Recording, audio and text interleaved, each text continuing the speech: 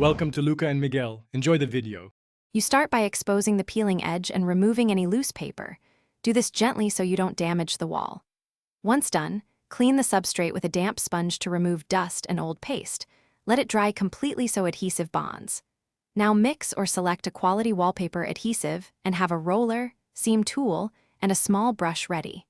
You're beginning the repair now because a dry, clean surface and proper tools determine whether the patch will hold long-term. You'll next inject or brush adhesive beneath the loose section, working from the center out to avoid trapped air. Make sure the adhesive contacts both paper and wall. This is why a syringe or thin brush matters.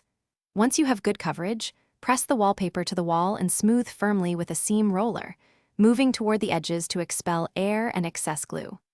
If adhesive squeezes out, wipe it away now while wet, because dried smears are harder to remove without damage.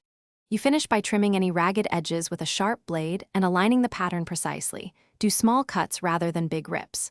Once trimmed, press seams and apply light weights or spring clamps for a few hours so the bond forms without movement. After 24 to 48 hours, check adhesion and gently test the repaired area. If a seam lifts, reapply a thin bead of paste.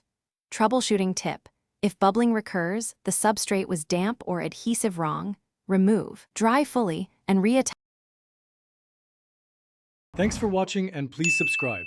It's the best investment you'll ever make.